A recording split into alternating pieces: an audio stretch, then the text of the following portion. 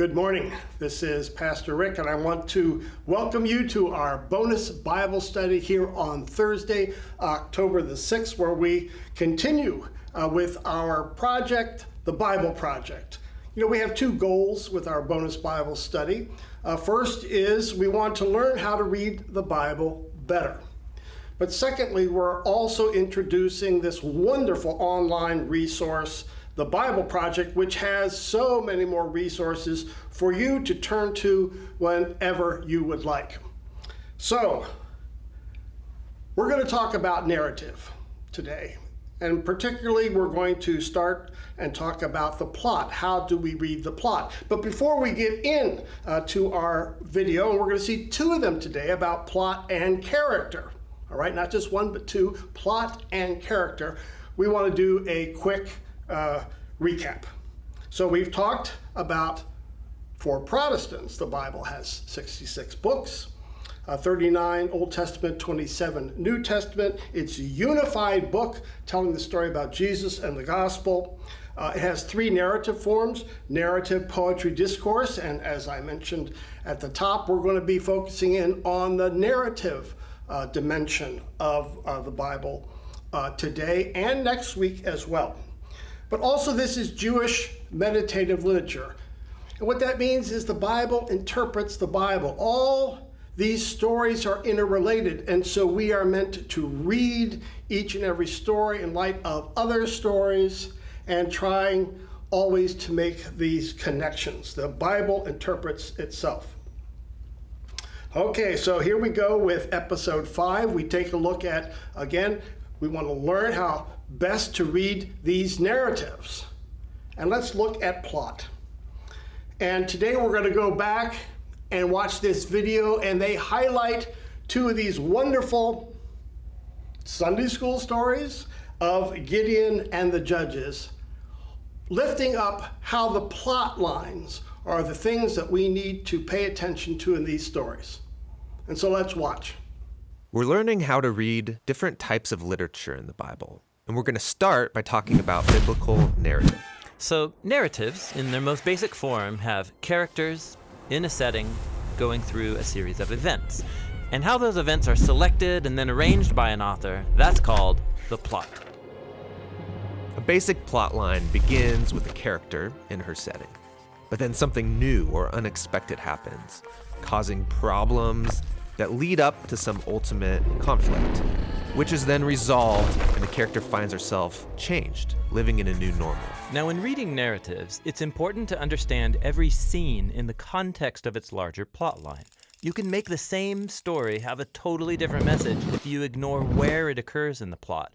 This happens all the time when people read the Bible. Really? Yeah, take for example the story about Gideon. There's this well-known scene where Gideon's trying to discern whether God will help him win a battle, and he requests a sign from God. Yeah, Gideon lays a wool fleece on the ground and asks that in the morning the fleece be wet with dew, but the ground totally dry, and God does it. Now, if you look at this scene just by itself, what is the conflict? How can Gideon know if he'll succeed? And the resolution? Test God, ask for a sign, and find out. Yeah, and that's how many people actually read this story, and it totally misses the point because it's ignoring the larger plot line. Really? Yeah, so let's start from the beginning. You'll get the context. The story begins with Gideon and the Israelites living in fear because they're oppressed by an invading people, the Midianites. Got it. Then there's the call to action. God commissions Gideon to defeat the Midianites and save Israel. Yeah, this is shaping up to be a good story. But then Gideon's super hesitant, so he asks God to do this magic trick, a sign, so I can know it's really you talking to me. And God stoops to his level. He gives him a sign by lighting this fire on an altar. So Gideon's already asked for a sign. And that's not all. In the next scene, God tells Gideon to tear down an altar to another god, but Gideon's so afraid, he does it at night. So Gideon's skeptical and also a bit of a coward. Then we come to the moment where Gideon's about to face the Midianites, and he's still uncertain, so he asks for another sign, the fleece. He says, I want to know if you'll save Israel by my hand. And God gives him that sign. And he's still uncertain, so he asks for even one more sign, which is just a variation of the previous sign. Okay, so Gideon's asking for way too many signs. Exactly. In the larger context, it's clear the plot conflict is not How can Gideon discern the mysterious will of God? The real conflict is, when will this guy get his act together and start trusting God? Okay, so then what's the resolution?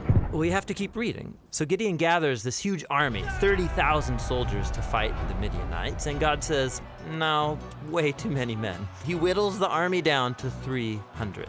Why would he do that? Well, Gideon's been testing God, so now God returns the favor. He tells Gideon to arm these 300 soldiers with trumpets and torches, and then surround the Midianites at night and make all this noise in the hills, which sounds ridiculous, but Gideon does it. And the noise scares the Midianites into this frenzy. They start destroying each other in the dark while Gideon looks on safely from the hills. So this story isn't offering the reader tips for discerning God's will. No, it's about God's commitment to use weak people with deep flaws to do more than they could have imagined. Okay, so short scenes, like Gideon and the fleece, are combined with other scenes making up a larger plot line. And tracing the conflict and resolution through the plot helps you see the message the author's trying to get across. Now, Gideon's story has been set alongside many other stories that are also about these flawed, often questionable leaders called judges. And each of these has its own internal plot line. But then altogether they make up a whole movement of the biblical story, the period of the judges, and that has its own unified plot line. And there are many movements within the story of the Bible. Exactly, and all the smaller stories, hundreds of them, they fit within the context of their own movements, and then these movements together make up the building blocks of the grand plotline of the whole story of the Bible. So no matter where I'm reading in the Bible, I need to pay attention to these different layers of plot so I can read each story in context. Exactly. The Bible is such a sophisticated piece of literature, and so all these smaller plot lines keep overlapping, building up the tension, and when you back up, you can see how they've all been woven together into the unified story that leads to Jesus.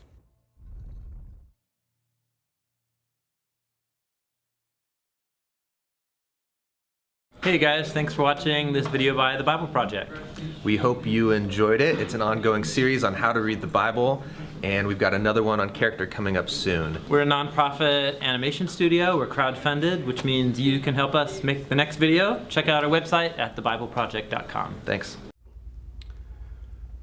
That was wonderful, wasn't it? To learn about how plots are, how they unfold in Scripture. But now we want to take and move from the plot dimension of a biblical narrative into characters. How are characters developed? And the thing we want to particularly pay attention to in this video is when the Bible lifts up various characters like Saul or Paul or Moses, Jacob, Esau, Ruth, Samson, Abraham. Okay, you get the point. These aren't necessarily perfect characters. They're often morally compromised, which makes them interesting, right? For us to read, to see what God is doing with these imperfect human beings, nevertheless, the ones that God calls to do his will. And so now we want to focus on the video on character. Please enjoy. We're talking about how to read biblical narrative, or in other words, how to read stories. Right. And one of the main ingredients of any good story is characters who encounter conflict and then have to overcome it. Yeah, let's talk about characters. In most stories, we quickly identify with characters because, just like them, we're in our own story having our own conflicts that we need to overcome. Yeah, and good stories have characters with relatable struggles. We can watch them react to these challenges in different ways, and we get to see what happens as a result. Through characters, an author can show us their view of what it means to be human. The Bible's no different. Biblical stories use characters as a mirror so we can see ourselves and discover our own human nature in the reflection. The thing about characters in the Bible is that they could be hard to relate to. I mean, often there's very little detail given about them. Yeah, biblical authors develop characters differently than modern narratives. They prefer to communicate a lot through minimal detail. For example, we rarely hear what people look like in the Bible, but when we do, it's crucially important for the story. Like we're told that Saul is tall and David was kind of a runt. And these become images of their moral character. Saul's height matches his love of status and power to impose authority, while David humbly accepts his low status and allows God to exalt and deliver him. So people's physical appearances are symbolic. Yeah, very often. Like Esau's hairy body fits his animal-like behavior, and Jacob's smooth skin matches his deceptive, slippery nature. What other clues do we get about biblical characters? Well, often people's names symbolize their role in the story. Abraham in Hebrew sounds like father of a multitude. Jacob means deceiver. Ruth means refreshment. And Saul, his name means the one asked for. He's the flawed king that the people requested. So by packing all this meaning with very little detail, biblical stories can do a lot in a little space. And they even leave out things that modern readers want to know about these characters. Like they rarely come out and tell us people's thoughts or motives. Right, like when Moses saw an Egyptian beating an Israelite, he kills him on the spot. But why? Was this righteous anger, or did he just lose his cool? And was it okay with God that he did it? Yeah, we're not told. Because biblical authors usually avoid giving moral commentary. They would rather have a character's words and actions reveal their motives and then leave us to judge their behavior by seeing the consequences. So in the case of Moses, this murder's the beginning of a pattern of his anger getting the best of him with bad results. This choice forces him to run and hide in the desert for 40 years. So it was a bad thing. But he does meet his wife out there, so it's a good thing? Exactly. It forces you to ponder. Through all these techniques, the biblical narrators keep their stories compact, memorable, but also engaging. But seriously, was Moses being good or bad? Right? Like in classic stories, there's always a good guy and a bad guy, some admirable hero who faces off against some horrible villain. Sure, and simplified characters like that are helpful for teaching children there's such a thing as good and evil. But the Bible's not a children's book. Its characters are very complex, a mixed bag of good and evil, just like us. There's hardly any flawless characters in the Bible. What about heroes of the faith, like Abraham or King David? So you mean Abraham, who used an Egyptian slave for sex and then lied about his wife 2 times to save his own neck? And David, the man after God's own heart, who sleeps with another man's wife and then murders him? These stories are anything but simplistic. They offer us realistic portraits of compromised people like ourselves. The real surprise is that God keeps working with them despite their failures. So, just because a person's called by God or wins a battle, becomes successful or wealthy, it doesn't mean the biblical author wants me to act like them. Right. It would actually be really dangerous to imitate most biblical characters. True. But there must be something admirable in biblical characters, something I can imitate. Absolutely. Pay attention, and you'll notice that most biblical stories highlight the moments when characters fail or come to the end of themselves, and then they choose radical trust in God's grace and wisdom. It's in these stories that the authors show us how to be a human who truly pleases God through humility and surrender. Yeah, the fact that God stays committed to biblical characters is a profound statement about the patience and love of God, who is also a character. Right. And by studying biblical characters, we can observe our own worst tendencies on display. And we see time and again God's gracious response that will see this story through to the end.